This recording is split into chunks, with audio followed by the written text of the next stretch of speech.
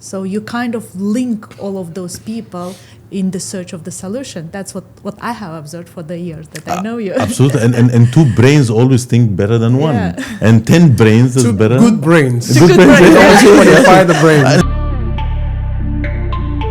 Our next guest is a true force in healthcare transformation. With over 19 years of experience across the UK, UAE, GCC, and beyond, Dr. Mazin Gadir has shaped health systems at the highest levels. From leading digital health innovation at PwC Middle East, to advising the Dubai Health Authority, to his current role as director at Alvarez and Marsal's Healthcare and Life Sciences Division, he brings a rare blend of strategy, technology, and real-world impact. Welcome to the Impact Nexus. If you had to briefly summarize who Dr. Mazin is, how do you introduce yourself? Okay. Yeah. I think we can start with a lifelong student. Somebody just wants to keep learning and keep learning and keep learning. That's it. It was always trying to cope with whatever is happening. Since the days of Pegasus, if you remember, or using C++ or C programming, ancient times, right? I think Hotmail was the first type of email ecosystem that we wanted to learn and use and whatnot. But ever since, the race for technology advancements has gone even beyond our capabilities. So it's always trying to keep pace, but always we keep forgetting the people side, because I think the more I get into it, the more I realize it's not the technology that we are chasing, is us understanding each other and how to operate with each other in order to utilize technology to achieve the purpose of either the organization or our self-purpose or whatever. So it's never been just technology. It's always this added flavor of what goes around it, and what is the purpose of it. So I think that's mainly the issue. Yeah, because it was easy to misconstrue or have a wrong assumption, and I'm happy you clarified that it's not really about the technology alone, but it's really about the people. So the technology is probably just a tool. That's right. But at some point, a tool is only as good as the individuals who are utilizing the tool. I believe that it's people first, people focused, people led, trying to understand the dynamics and the psychology of how people react to changing their ways of doing work, whether it's using technology or using shortcuts or improving processes. So it's initially I was very focused on technology in 2002, 3, and 4, just getting those technologies and then teaching it back to the people. But then I understood that that's not the right way. You actually first you need to understand the people, understand their processes, and then where can they inject technology as an enabler. So it's still a learning process. I think it's because different people brings you different psychologies and different perceptions and different fears and different understandings. So trying to kind of align and weave through that, it takes more than just applying the technology. Trying to understand how do they perceive this into their workplace, how can it change their lives, their social life, their work life, their aspirations, their goals, and then now they can inject the technology in a way that they see befitting. So it's a hard one. But I think is the most difficult part would be to do the digital transformation in the healthcare, because knowing the professionals that always work with the human being, for them to advance in the technology and start using it more and relying to it more, I find it's the most challenging part to do the transformation with them. Absolutely. Yeah, what's your experience in that field? So healthcare definitely is a lagger industry when it comes to a kind of driving transformation. But if you break healthcare into pieces of Legos, right? So you have, for example, if you go to talk to the radiology community, these are very technology savvies that actually like gadgets and technology. If you go to the pharmacy community and the pharmaceutical community, these are much more savvy. We are always overwhelmed with I think with the provider side of healthcare. That means the doctors, the nurses, the GPs, and those are the difficult ones. And rightfully so, because they've been studying for years. Their ego has been also growing, like their knowledge. So you need to cater for that. So you end up being a psychiatrist or a psychologist to try and cater for their ego. As you transform them, they are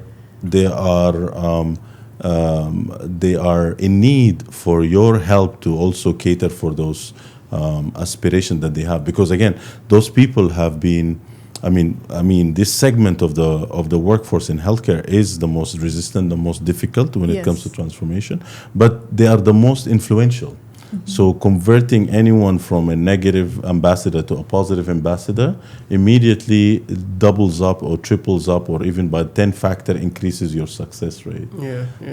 But again, it's a true fact. And that's when we do benchmarks with aviation or energy, for example, or retail. They're ahead of the game when it comes to transformation. Healthcare is always there, but then you divide and conquer in healthcare, that I've learned, you know? Okay, so you have two strategies. One is to look to the resistant as an opportunity to convert them. Correct. And second is to conquer and then succeed. It takes patience, it takes a lot of learning, and it takes perseverance. But I have a different experience because I've been trying to invent the AI for the radiology department. We've been doing different AI solutions for them to analyze the cancer, lung cancer, COVID at that time as well. And they've been the one who's been resisting most among other solutions that we've been providing. And they've been saying, like, maybe it was a fear that AI would do the work that been relying on them to do, like analyzing all those images and giving the diagnosis. But I've been facing the most resistance in the transformation with the radiology departments. Absolutely. And I think radiology, because again, the bigger picture, we are already in the severe gaps with radiologists. So they have, if you show them that the fact is the amount of work, even if you live 1,000 years, you will not accomplish it. By actually becoming more efficient, you become much more of a resource, a needed resource. That takes a lot of time. I can imagine why they were resistant, because anyway, radiologists are very scarce in our workforce. So they get paid a lot because they're very little. But the fact that they get paid a lot and very little, they think AI might actually reduce their pay or take a bit of their revenue. And I think they need to understand that being an AI-enabled radiologist, you're actually going to make more money. And people talk money because money always matters. And you drive transformation if you can with financial, with financial incentives, because people relate to finances. Finances drive romances. So with radiologists or pharmacists, you have to get to show them that it's going to make you much more worth, much more money attractive, and you're gonna become richer in more assignments, more tasks if you're AI enabled. So I'm just going to go a couple of steps back, because now we're talking about your impact in the healthcare transformation space.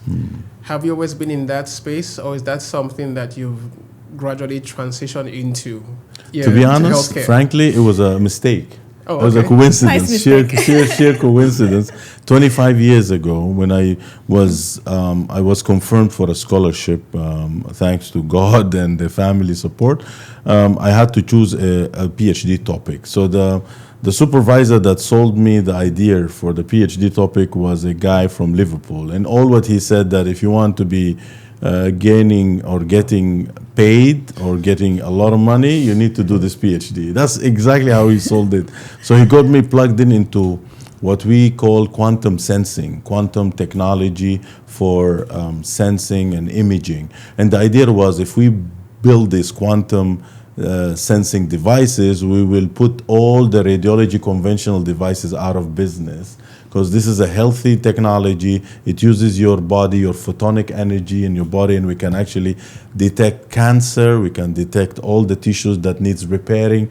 quicker and faster by just getting you in front of a camera as we are now. Yeah. And that's the idea. So I got into that, and I started researching how can we use it for cancer detection, why our cancerous cells are radiating different photonic energies than the rest of the cells. Oh, wow. And that's how I got into it. And then the next thing, I got recruited by a company that later on got acquired by Oracle, and we were embarking upon a big project in the UK called the National Program for IT, which means digitizing the whole healthcare facilities in the UK.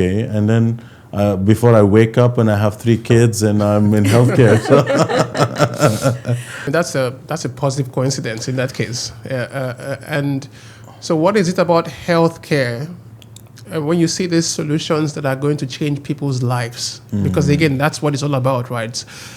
Why is the industry itself resistant to that level of change? Is it the fact that they're dealing with sensitive things, which is they're dealing with human beings, so as such, we don't want to make mistakes here? Because I have studied some case studies actually around innovation in the healthcare, whereby there was either increased exposure to radiation and people actually, because again, the impact of failure is life-threatening. Correct. So maybe we can afford to take such risks. Now, we did talk about the fact that people may lose their jobs, but could there be a deeper reason as to why there is just this real resistance to innovation and, in healthcare? So I believe healthcare is a fascinating industry, and that's why I got stuck for 25 years. I never had the chance to leave it. Again, there is a huge purpose: saving lives. Yes. And taking the ownership and the leadership to actually save a life is so meaningful to a lot of people, especially those who are at the front lines, the doctors, the nurses, who are the real champions, the real heroes and heroines. But what I believe is, I guess, their purpose and their strong belief that they are there to serve and save lives made them less accustomed to constant changes, because they have an approach and a methodology that they've been used to, and it's by the book. And don't forget, healthcare is a very regulated industry. Yeah. Yes. So, I mean, we have a huge clinical governance protocols and guidelines, procedures and processes and SOPs that people can hardly veer off. And it's proven because there's a lot of scientific research that goes behind it. And I believe that there is the amount of research that we've had for the last 40, 50 years in clinical advancement is now coming to us every 12 to 18 months. That's the amount of clinical research that comes out. So what I'm trying to say is that because of this huge reliance on evidence-based, on protocols, on guidelines, the room for innovation has been stifled by over-regulation, over-governance. Yeah. And marry that with the level of certification and competency development that doctors and nurses have to do. Years of investment. Telling them that maybe you should do this shortcut using an AI voice-enabled tool might actually trigger a bit of discomfort and fear. True. And that's why it's very important to understand what it means to them. If you give them 10 minutes back to their schedule by enabling them using this AI, this 10 minutes can be invested in better educating themselves and finding the benefit. So benefit realization and project management is what we need in healthcare, and we need overdose of that. Oh, I'm going to touch on benefit realization of all this transformation. So, but are you saying that in that case, when you talk about transformation in the healthcare industry, what you're really, the quick win is to see how to give the doctors back some time in probably the non-technical aspects of their job? How can we, eliminate waste? Is that the quick way to get into it? And then once they get used to these solutions, start creeping into more nuanced aspects of healthcare solutions. Is that the approach? Absolutely, because we have a big issue now in our healthcare industry: burnout. Doctors and nurses and radiologists are burned out, and this is a huge a national security risk at every nation. And we've seen this come to the surface during COVID-19. Yeah, it was a disaster. It was a horrible disaster. So every 10 minutes you give back to the well-being of a doctor, or every minute you give back to the healthcare workforce to actually look after their health, look after their sleep, look after their well-being, is in return an investment in their longevity. And that's why AI rationale is the health and longevity of the workforce. If I'm a doctor, number one is my health. Number two is my patient's health. Before they'll say, "Oh, my patient is more important," but they will not be able to serve that patient if they are not good. So any healthcare worker needs to have a good health for them to provide health to those who need health. It still sounds like an industry, however, that is closed to smaller players. So it still requires the big players to step in to provide the solutions. It's still not one that any startup, I guess, can just step into and start disrupting that sector. How does that impact the ability to transform the sector, given the fact that small players with innovative solutions and ideas can't really step in and... Good point, actually. Healthcare, and I don't know if you compare that to energy or retail or other sectors. Healthcare is a very complicated sector when it comes to the players that play within healthcare. The dominance is with the providers, those who provide services, the payers, those who pay for the services, the regulators, those who regulate the services and the whole ecosystem. And then you have the pharmacies, where these are the actual providers of pharmaceutical products and whatnot. And then you have the medical devices and whatnot, and the distributors that sit somewhere here. And then you have all this other ecosystem of players that come in, from equipment manufacturers to supply chain and cold chain value providers.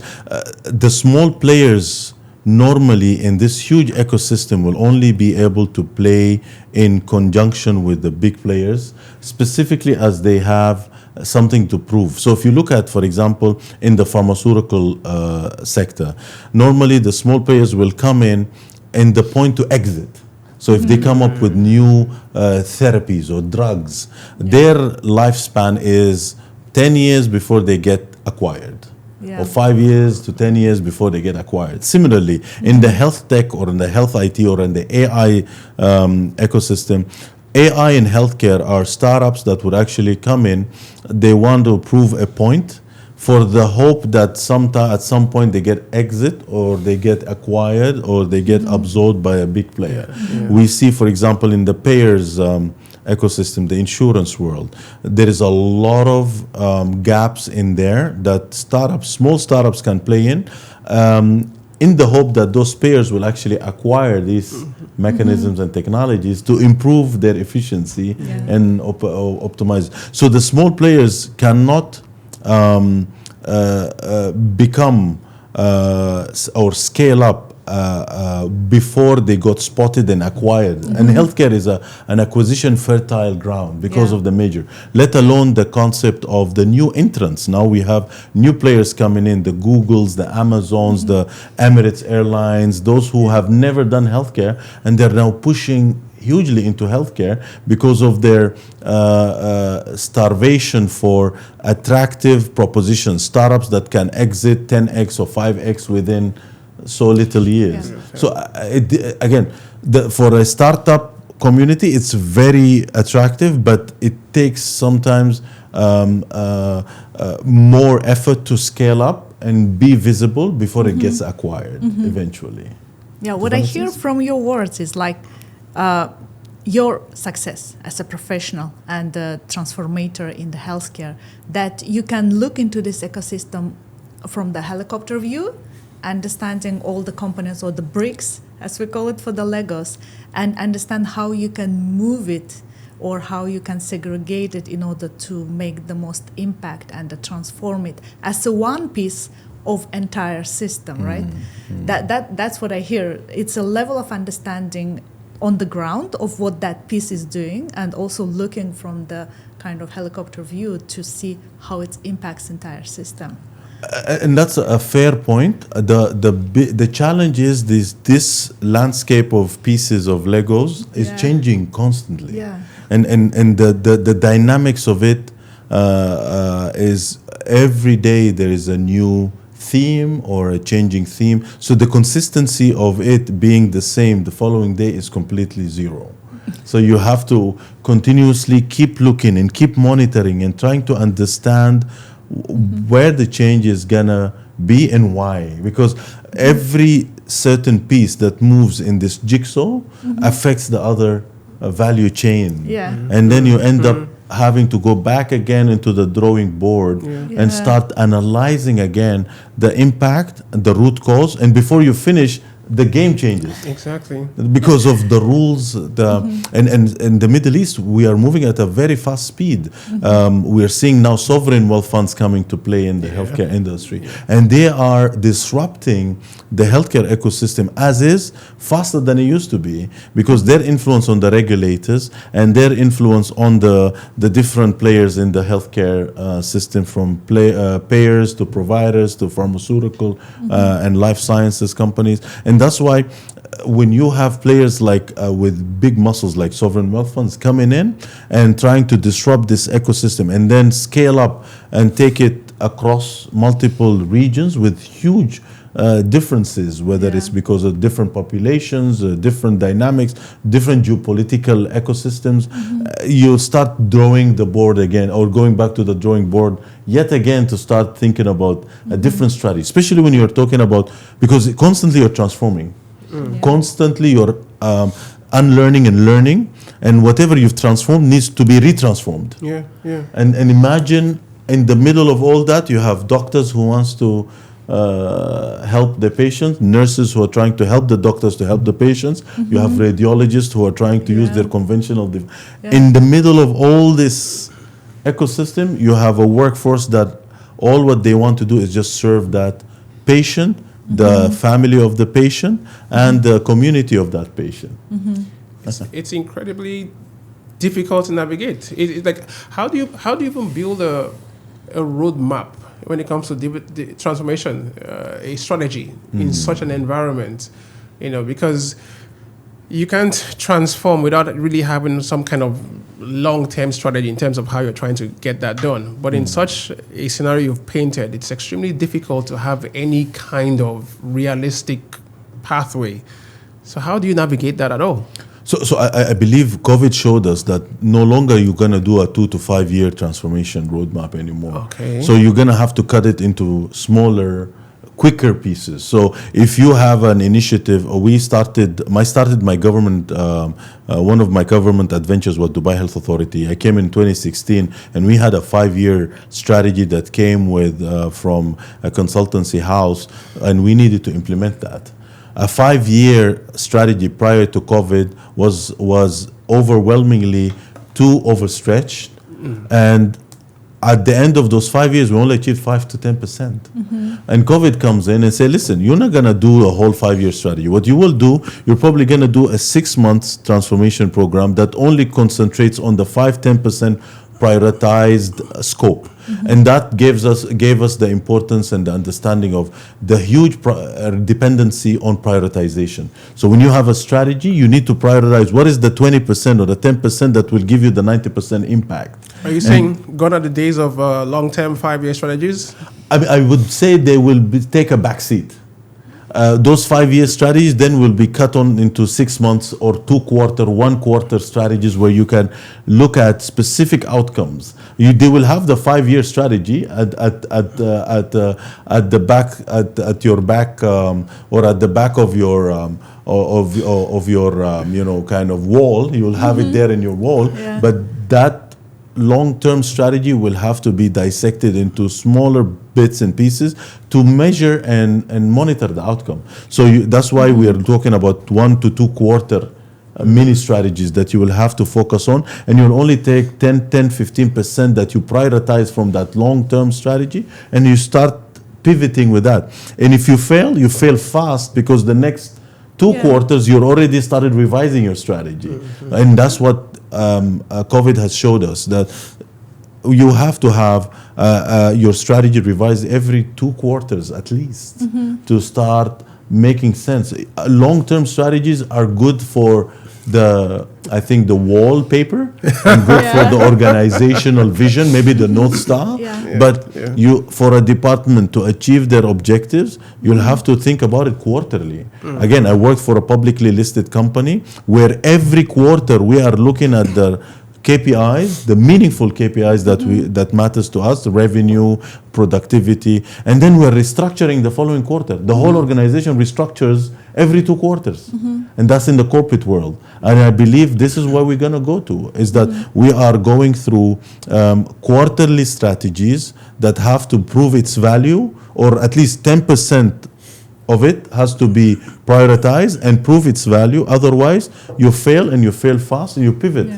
Just like the startup mindset. Maybe it's a reaction to all of those disruptors that's coming to the market, like the same big tech companies coming now to the healthcare to make an impact, but then they're disrupting the very heavy machine of the healthcare that's been established for the long time. And now this heavy machine need to adapt for all of those disruptions happening. Absolutely. And that's why with advancements that are happening on daily basis, on weekly basis, your strategy is already irrelevant a month later. Yesterday, or a day later. So your PMO or your strategy department is become now a control tower.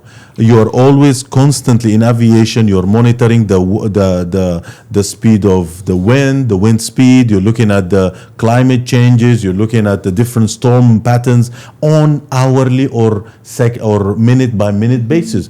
And your strategy department within your organization is going to be like your aviation control tower. The strategy that you have is irrelevant the moment it's published. And that's why constant changes and constant prioritization, because with prioritization comes the focus. And with focus, you're able to look at what is the low-hanging fruit that you can focus on and achieve immediately. Otherwise, it's irrelevant. Move to the next one. So I believe, again, it's a headache, but that's why you need to use tools like AI that actually enable you to be fast and more efficient and more effective in getting these analysis and decision-making steps immediately out of the window as soon as you have an outcome that you can celebrate. Still on executing the strategy. I know there are a lot of big players involved now. I was chatting to a few friends in the UAE who are in the transformation space who were complaining about difficulty in securing budgets for large-scale transformation initiatives. What's going on around that? Well, like, why is that the case now? And I think you can see this. If you look at the geopolitical landscape, cost optimization and cost reduction has been the name of the game. But that opened the door for partnerships, private-public participation, opened the door for new ways of how do you actually, when you have a very tight budget, how do you execute? And I think you will see now organizations going beyond just waiting for a budget and then executing. They immediately look at the return on investment. As soon as they start a project, a lot of organizations now are looking for proof of concepts. Let's look at the valuation of this project or this implementation and how it actually gets the impact, because seeing is believing. So a lot of people will say, come do your project with us and let's do revenue share model, or let's look at a third party investment where we can actually give a business case by implementing a certain part and then build on top of that by actually going and marketing the achievements and the outcome of that proof of concept. It touches on the subject of benefits, because a lot of times we talk about these things, we go for the PMI conferences and so on and so forth, but do you mind sharing how you've seen organizations really realize the benefits of these transformations? I mean, how do they get to measure and define this? Is it just by cutting staff, or do they really have tangible outcomes that said, yes, you know what, this was worth the transformation exercise itself? And I believe, I think it's a mixture of the above, for all of the above, where we look, again, benefit realization for certain organization will translate into what is the return on investment. And what are the, number one, the financial gains. Always organizations will focus on the financial gains. The numbers. Absolutely. The numbers come first. Slowly in the recent years, we started seeing also the wellness of the workforce. That is one of the ideas that has been creeping in, because without productivity and without wellness, you're not able to achieve numbers. Right, so a lot of organizations are now measuring how do the projects reflect on the productivity and the wellness of the workforce, or the productivity and the wellness of the community, or the client satisfaction. How do you actually build on customer satisfaction? Because without customer satisfaction, you're not getting the loyalty, and hence you're not going to get sustainable revenue streams. So you see a lot of organizations digging deeper into not just the numbers aspect, but even going to the meaningful, smart root causes, right? What are the areas that you can measure? And from measuring, you can actually look at the specific, an action-oriented, a realistic, and a very tangible outcome from these root causes that allow you to sustain your revenue. Because everybody talks about sustainability of revenue. So it's not the immediate outcome, the financial outcome, but also the continuity of this revenue streamline. So in healthcare, they started getting into the patient experience, looking at how can we mirror customer experience from other industries into healthcare to actually start creating loyalty streams in healthcare. We see a lot of Cleveland Clinic, for example, is driving.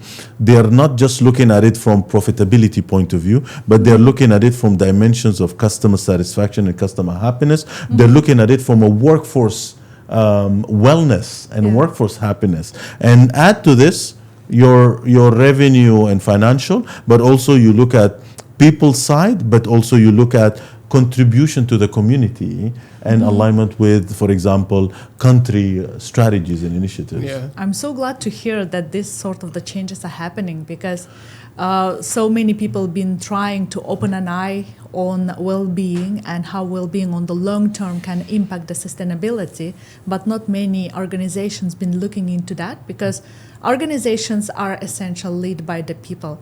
People are sitting there on the chair for a year, 2, 3, maybe maximum 5, and they're not interested in the sustainable long-term kind of goals. They are interested in the KPIs that will be this financial year, how much the organization will earn, and that's why they are kind of forcing people to perform more, to push more, another mile, but not looking to the sustainability and the well-being. I'm so glad to hear that. It's it's a new stream, I guess. Absolutely. We have to be grateful to a few players or reasons for this. Number one, disasters, COVID. We have to say thank you. I mean, with all the respect and all the blessings of all those who left us and departed from our world because of COVID, but it changed the mindset of people, or of the mindset of organizations. That's number one. So disasters have made us think organizations shouldn't be employee slavery mechanisms, should be family orientation and thriving communities. It shouldn't be slaves-driven employees burning out. It shouldn't be that way. Organizations should be family-oriented, should be social enriching mechanisms. Organizations should not just only on the look at the finances and the financial aspect, but they can go beyond that. Number two, we have to thank the new generations. The generation Alpha, generation Beta, because they've created a movement called the Great, not the Depression, it was the Great Resignation. We have to owe it to them. They have taught organizations in the corporate world a lesson that they will never forget.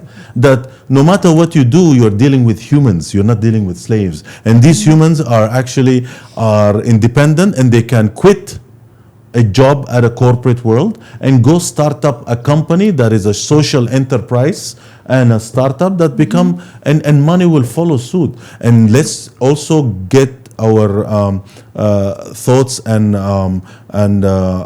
gratitude to those, give it back to the new generations who have come have come a long way to teach organizations. And then third is the technology, the speed of technology that is making us independent. If you lose a job tomorrow, you have enough AI tools to start your own startup. You have, you have all the social media portals and capabilities. You have the networking and communities that are online that could actually get you standing up on your feet as soon as you like. So the technology, the generation, and disasters. And I think those three have contributed to the fact that we are giving those organizations and corporations a lesson to learn that we are people. We're not just merely slaves who work 20 hours a day. It's the first time I've heard it being put that way, especially in perspective, saying a positive from the COVID experience. But it's so true. As we begin to wrap up, maybe I'll add a fourth layer, which are the people who are also driving the change, like yourself. And one thing I've noticed about you is that you're not just driving transformation, you yourself are transforming, or you are multiplying yourself. And I said, listen, when I'm going to sit down with you on the podcast, I have to ask you how you're able to do this. You said you're a lifelong learner, and I see that practically. I was in Saudi on Saturday. Dr. Mazin was there on Saturday. Tomorrow, I'm sure he's going to be in the next country. There's hardly a conference I've been in that I haven't seen him in there. Like, how are you able to transform or to multiply yourself while still driving so much change? So Obi, I thank you for that, because it's one of the lessons learned from my experience in PMI is how you build a succession plan that allows others to grow beyond you. So my idea is actually be in the network of people that actually can take whatever has been learned and pivot. So the more people that I surround myself with, that I learn and I can actually share some of my learning as well, the more they become independent and they become enlightening to others. So true. So it's always about succession plan. How much can you give for you to absorb? And the more you give, there must be somebody there who would actually take that learning, take that skill set, and pivot with it to become an independent, autonomous knowledge cell that will grow into a community. So the more you push out for people who like yourself and like yourself, who can take this knowledge and become an amble of knowledge, of radiating and distributing this knowledge and skill set, the more I think oneself can actually become continuously transformative. So transforming myself means allowing others to take that knowledge and skill set and growing with it. And then that gives me more space to start going back to the drawing board, learn more, educate myself more, and then give more. And then those people who grow come back and say, listen, Mazin, have you thought about this? And have you thought about that? I was like, oh, that's an interesting. So it's a cycle of pushing this positivity back and forth as we grow together to allow us to create communities of practice, communities of excellence that keep spreading and keep powering us back again. So the energy is transforming us to become more educated, more skilled, and more able to absorb, but not just absorb and keep, absorb and share, transfer. Yeah. Because there's no point if you come in and hold all the knowledge and keep all the documents and the PDFs in your hard drive and just sit on it. What's the point of doing that when you are able to say, okay, Obi, I have another amazing guy called Badr Burshed. He's the PMI, knowledge hub in Saudi Arabia, and he himself has a community of excellent people. And then we go back to the UAE, and there is a lot of great people there. And then this community of practice keeps spreading. I don't know if you like Star Wars. I'm thinking of us as the clone army. You know, we just keep cloning ourselves, and then you know what? As you grow, you come to absorb new knowledge. You pass it on. New knowledge comes again back to you with extra assets, with extra digital assets and extra hints and shortcuts, and you keep brewing that, growing it, cooking it, making it bigger, pass it on, it comes back to you. And that's the beauty, and that's why a long life learner is a person with a cycle of knowledge and network that keeps growing. I think infinitely, the word is the infinite game. You know? Well, I think what I've observed as well in your case is that for whatever situation or the case is there, you try to utilize your network and also search for the solution. So you don't stay behind it and wait when this solution will that issue will resolve itself. You try to, to whom to reach out to solve the issue. So you kind of link all of those people in the search of the solution. That's what I have observed for the years that I know you. Absolutely, and two brains always think better than one, and 10 brains is better. Good brains. Good brains. Qualify the brains. And that's the thing. Even if there is a faulty brain within the 10 brains, that faulty brain have to actually pivot to match the 10. So any bad apple within a tree actually would clean itself to become as good as the rest of the tree. And that's what we have as humans, right? I think it's a positive look into the thing, because you are trying to find a positivity even in that black apple. So as we close it up, I see we have a minute more. We asked the final question, and I'm sure you've talked about this. You've talked about creating networks of networks and communities and learning. What is your formula for making impact? Either impact in the transformation space, impact in learning communities. If you want to summarize that in a final message to our audience. So my formula is a statement by the Prophet that I learned when I was 5 or 6 years 6 years old. Is do unto those do unto people as you want to have done unto you, or like treat people or share with people what you like to be having yourself. So if you treat people with good manners because you want to be treated in good manners, right? You wanna give people the best of knowledge and the best tools, because one day you want somebody to actually give you those good tools and good knowledge. So it's karma. And I think that's what I've learned is always treat people the way you like to be treated, whether it's by passing the best knowledge and skills, whether you treat them in the most respect, because one day you will be treated that in the same fashion. So I think this is what it is. The more positive energy you push out, the more positive energy you bring in. So thank you. Thanks a lot, Dr. Mazin, for coming and being in our podcast and sharing your wisdom. Sure. Thank you so much. Thank you.